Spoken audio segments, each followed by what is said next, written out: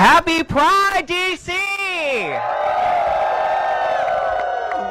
Welcome to the second annual flag-raising LGBTQ ceremony. I'm honored to stand before you as the director of the Mayor's Office of LGBTQ Affairs. Today, I would like to share a little queer history about a trailblazing leader who has demonstrated unwavering commitment to our community.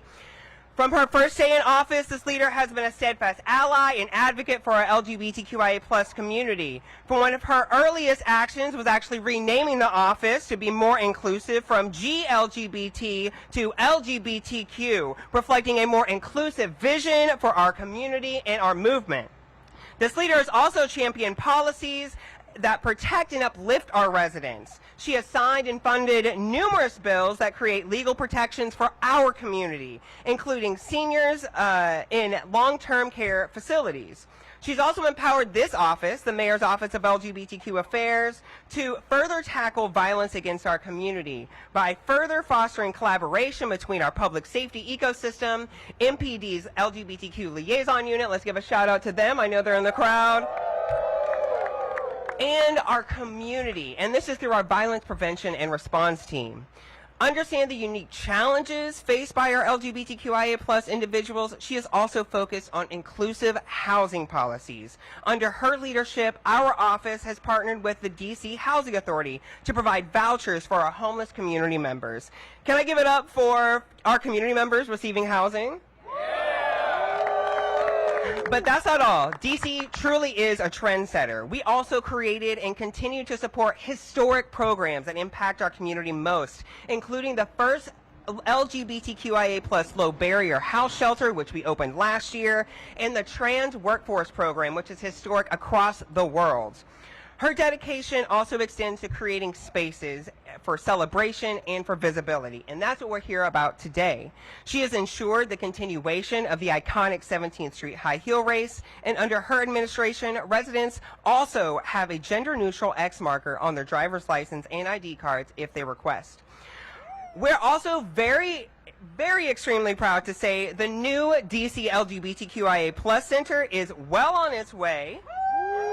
Thank you, yes, to becoming a hub for our community. So today, as we raise the LGBTQIA+ inclusive flag, which symbolizes our pride, our resilience, and our unity, we celebrate the progress that we have made under her leadership and with support of our wonderful supporters from DC Council.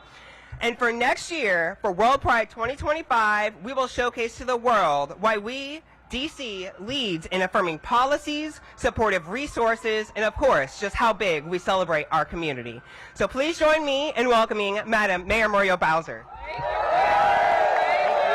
Thank you. Happy Pride. Let's hear it for our Office of LGBTQ Affairs and Director Muriel Bowser. Please give them a big round of applause.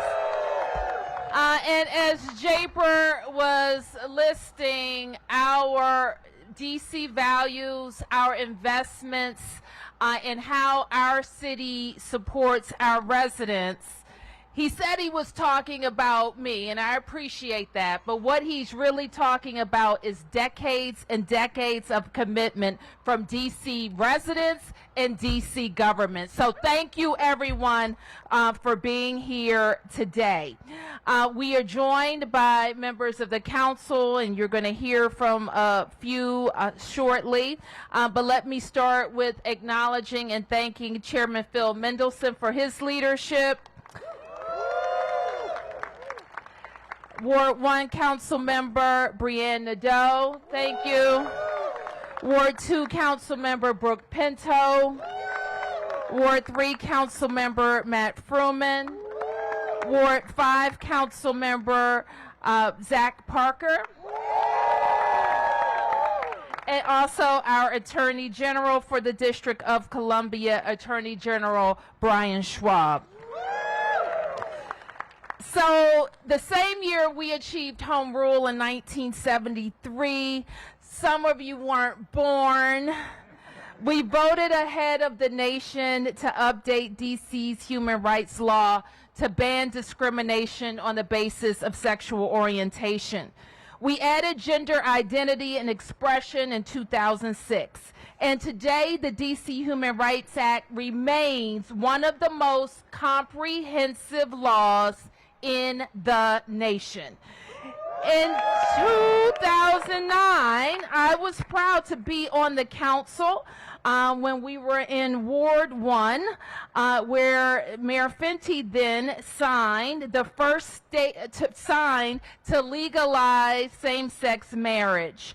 We were ahead of the rest of the nation in the 2015 Supreme Court ruling. We have kids in D.C., imagine this, who in just a few years will be adults themselves, and they have ever known a D.C. with marriage equality.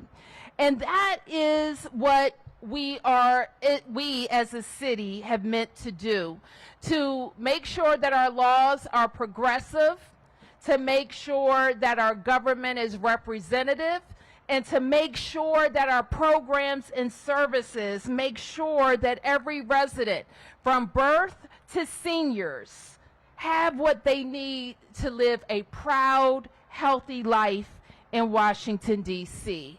I'm proud of the work that we're doing in our schools. I'm proud of the work that we've done for our residents who need housing, and I'm proud of the work that we have done for our senior residents. And I'm proud that we are the gayest city in the world.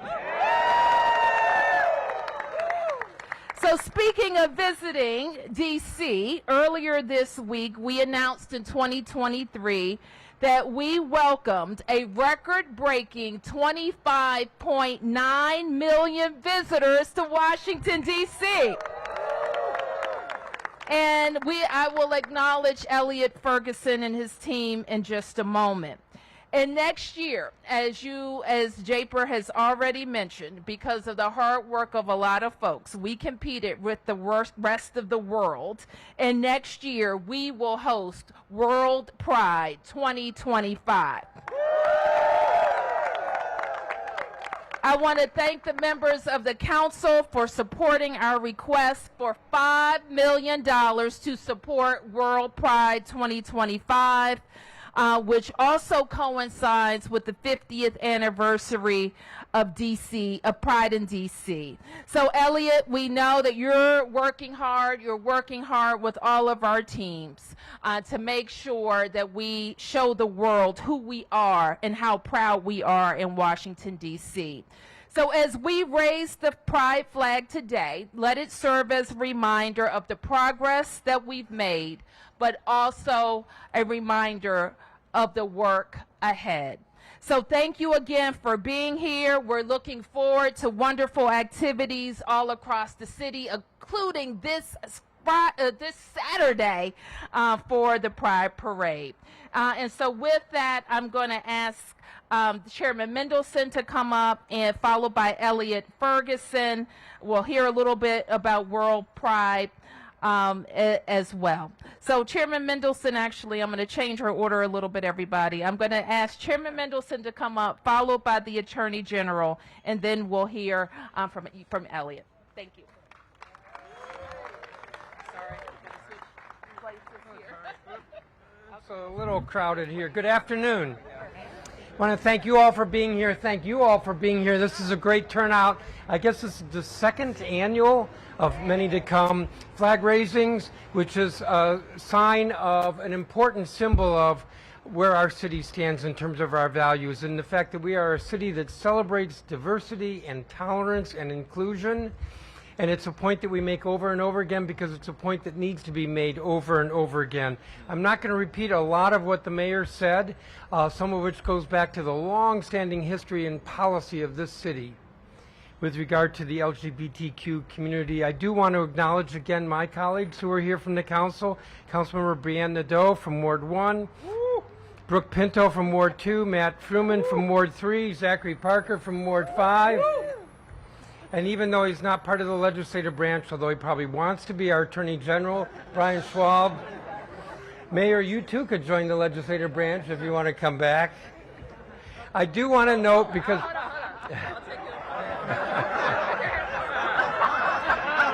But remember, Madam Mayor... Let's stay on topic. But remember, Madam Mayor, I'm still the chairman of the council, so there were a lot of points that the mayor made that could bear repeating, but I won't do that. But I do want to note the budget is before the council right now, and there are a number of actions that we've taken in this budget that very much affect the LGBTQ community. The office having budget independence, which is not the same as full independence, but it will be more distinct. The fact that we put $5 million into grants, this was the mayor's proposal for World Pride. Japer mentioned the center. We doubled what the city is going to contribute, so it'll be $2 million toward the creation or construction of the center. Could have applauded at all the other items. And funding of the LGBTQ Black History Project, which I think, Councilmember Parker, you had a lot to do with. We continue to look, the council continue to look for ways that we can be supportive in the many different ways that we can be supportive. And so it's great to be here today, and I look forward to our getting to the flag raising. Thank you all.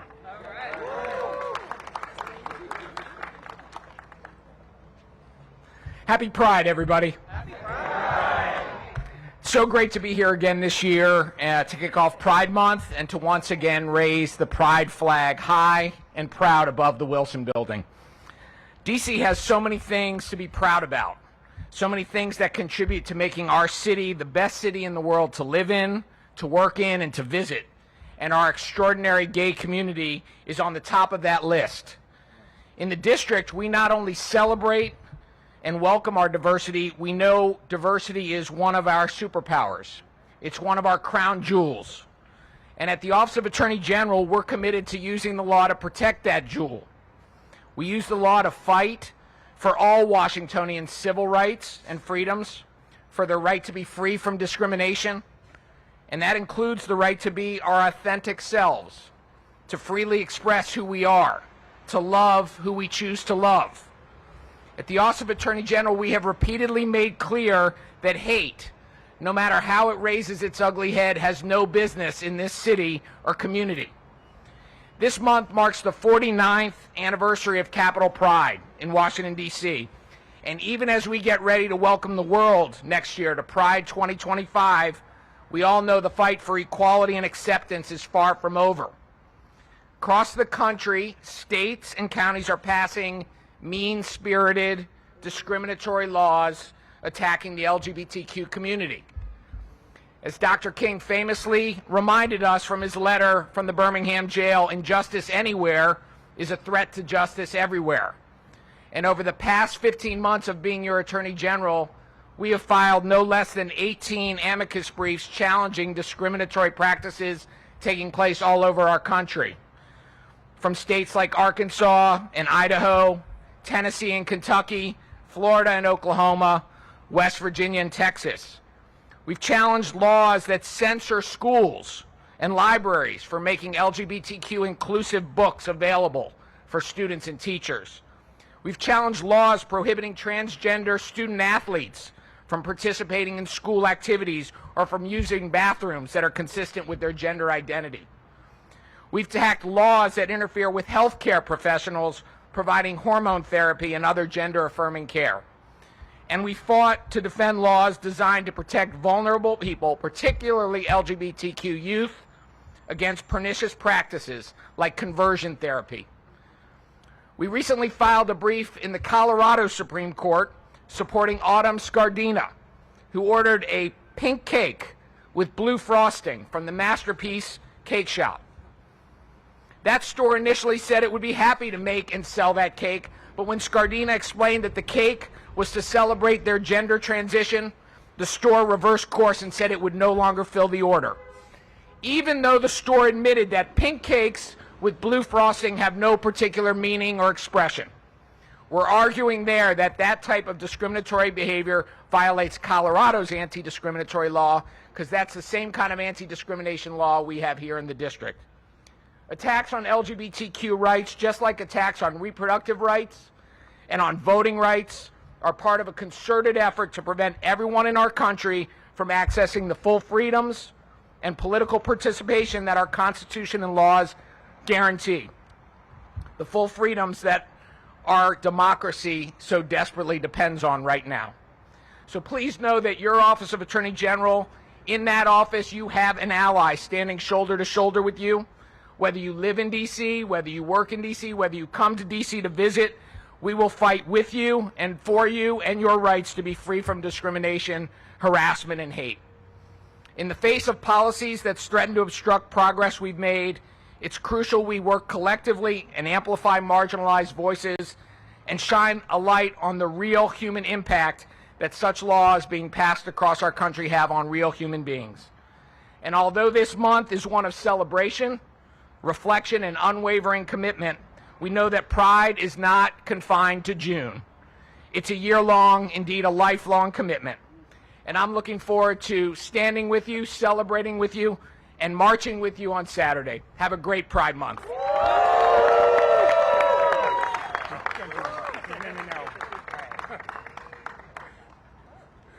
Well, I really couldn't have put it any better in terms of why D.C. is the right destination to host this event in 2025. I'm Elliot Ferguson. I have the pleasure of being the guy responsible for promoting D.C. as a destination with Destination D.C. And we look at things, as the mayor stated, through economic impact. How many people are coming to Washington and what the impact is of those individuals that are coming to Washington is on a city like Washington. 26 million visitors, over $8 billion, $10 billion spent in Washington is a big deal. But when we're out promoting Washington to the global community, we have to answer questions like, we hear a lot of things about what's happening in America. And is Washington, D.C. safe? Is D.C. an inclusive community? Will we feel welcomed when we come to the United States and come to Washington? And you can hear from our elected officials that we are all of those things. We're a city that really represents the global community with over 180 embassies, and we represent a global community in terms of all aspects of Washington as a whole. COVID showed us what happens when visitors don't come to the city, the economic impact of visitors coming to the city, the 105 people employed by this industry. And what happens next year is pivotal for our destination. Destination DC and several others are out in West Hollywood, London, and other parts of the world promoting DC for 2025. We recognize over 2 million people will be coming to Washington for World Pride in 2025. We recognize that over an additional 1 million from the region will want to come to the nation's capital. And as much as I appreciate selling monuments, memorials, and museums, it's the community that makes a difference in terms of why DC is a destination, especially the gay community. So Washington is a world-class destination for so many reasons. And when people travel, yes, they want great restaurants, they want great hotels, they want a great experience, but they want to feel welcome. And that's what I love the most about being able to support World Pride in 2025. Yes, the economics of it all, but mostly the global community coming to our city and seeing us more than the 3 M's, monuments, memorials, and museums. It's the community behind me and so many others that represent Washington as a destination that makes us so unique and so inviting to the global community.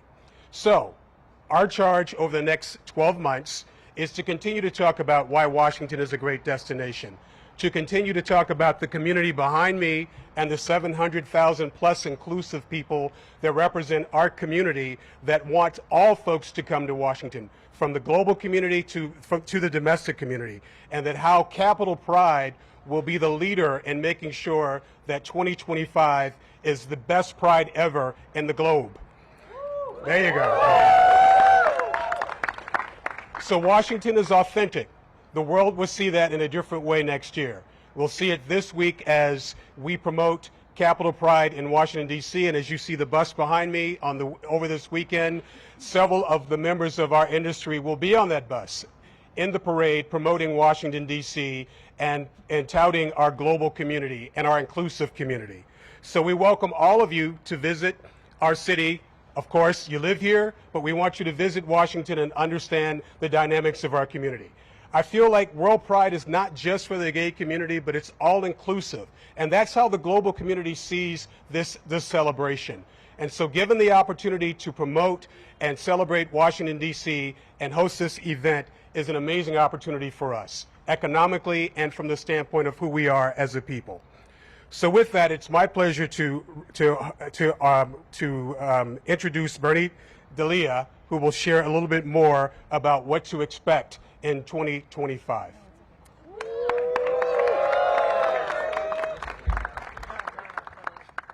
Thank you, Elliot. Mayor Bowser, Chairman Mendelson, Mr. Attorney General, and members of the City Council, thank you. Thank you very much for your ongoing and continued and strong support of the LGBTQ+ community. It is so necessary and so required, and we really appreciate all that you have done throughout the years. I am serving as the co-chair of the World Pride Steering Committee. I would be remiss if I did not introduce my fellow co-chair, June Crenshaw. Right here. Right here. I would also be remiss if I did not acknowledge the chairman of our board, Ashley Smith, and our executive director, Ryan Boss. As you have heard several times, next year will be a double celebration for us. It will be the 50th anniversary of celebrating Pride in the Washington, D.C. area. And it will also be, of course, World Pride. It had been a goal of the Capital Pride Alliance since our founding in 2008 to host World Pride, and we were honored to be chosen to do that. We have been working very diligently ever since to make sure that the celebration that we present showcases the best of Washington, D.C., the DMV, and the United States of America. In addition to our parade and festival and concert, we are also planning a human rights conference, a sports festival known as the Capitol Cup, a rally at the Lincoln Memorial, and a march on Washington, a dance music festival at RFK Stadium campus, and an international choral festival that is going to be managed by the Gay Men's Chorus of Washington. There will be a wide variety of nightlife and party opportunities, and we are engaging many of our partners, for example, the Kennedy Center and the Smithsonian, to help us out. We will be promoting Washington's rich cultural offerings throughout the city in a variety of performing arts, theater, film, and the visual arts. We will be asking our embassy partners to join us in welcoming citizens from around the world. We invite all of you to join us as we welcome a few million of our closest friends and visitors to the DMV. There are still opportunities to help us plan and execute these many activities, and we would be thrilled to have the help. You can visit capitalpride.org and learn more how to help us out. And with that, happy Pride to all. Mayor.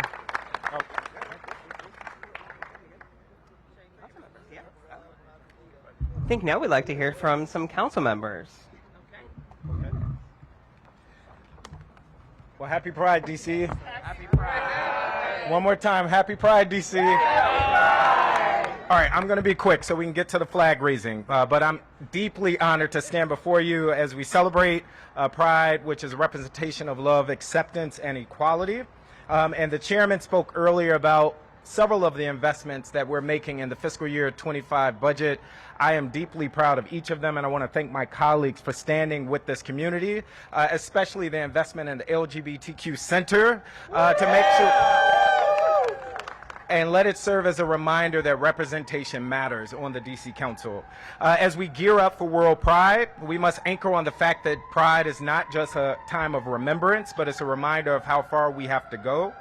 We must still push for comprehensive LGBTQ healthcare and education and protective work environments. We must amplify the voices of those that remain marginalized in the community, including our trans and non-binary siblings, people of color, those with disabilities. And I would just end by saying Pride is about love, Pride is about progress, Pride is about peace, and Pride is about taking up space, because for too long, too many of us in this community have been relegated to the shadows. Happy Pride, DC.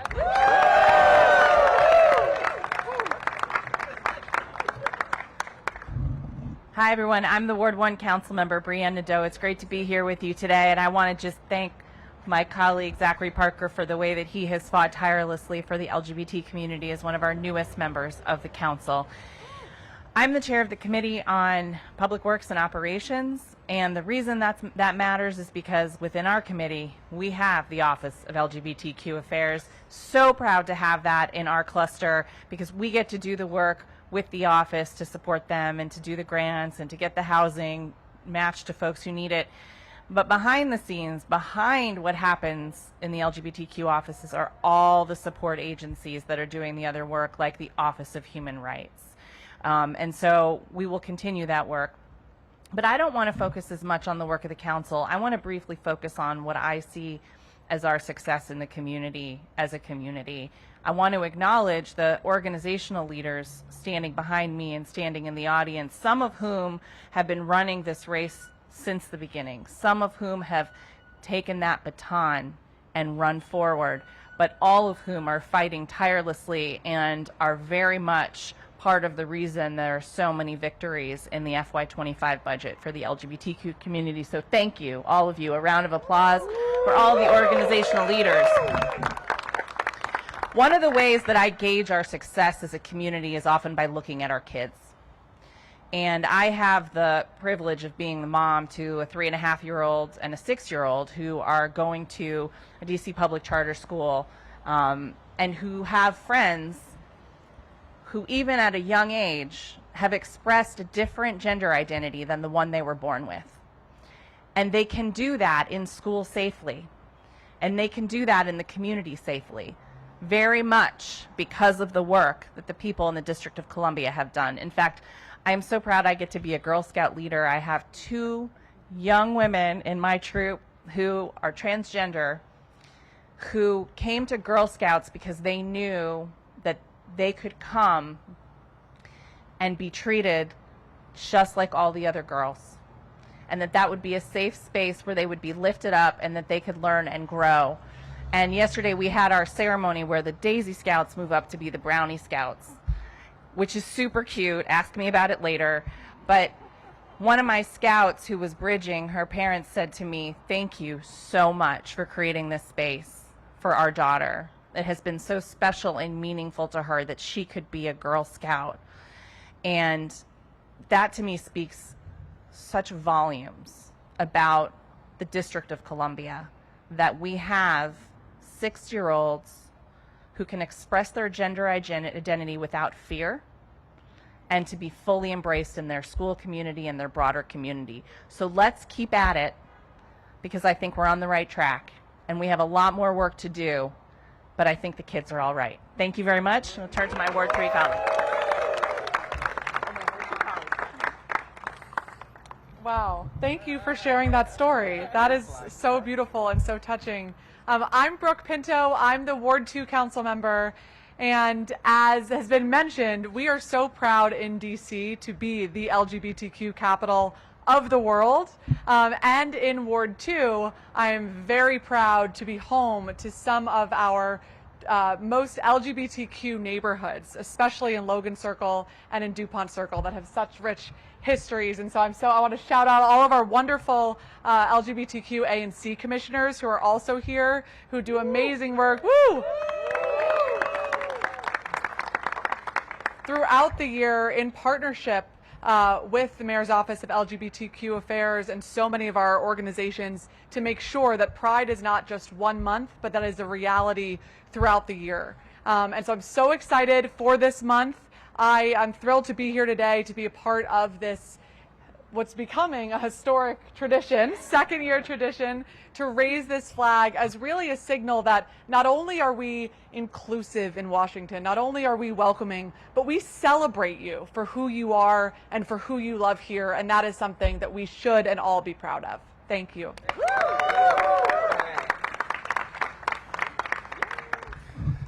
Hey there, I'm Matt Fruman. I'm the Ward 3 council member, and I have to say, I am so proud to be a resident of the District of Columbia every day.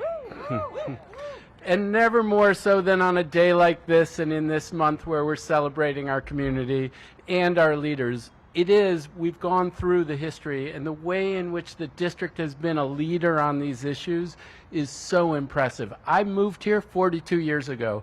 One of the first things I did was go to the Pride Parade in DuPont Circle, and I thought, far out. What a great place to be. And leaders like Chairman Mendelson, who took such a lead in getting to marriage equality, what a great leadership we have seen in this city over the decades. But leadership happens because communities push. And there are all the people here, and I see people who have worked on these issues for years. What a beautiful community we have here in the District of Columbia. Thank you so much for pushing us to be the best that we can be. Happy Pride Month. See you Saturday. Thank you very much. Okay, now I think the moment or moments we've all been waiting for. So, folks, if we'd just like to step off to the left here, and we'll do a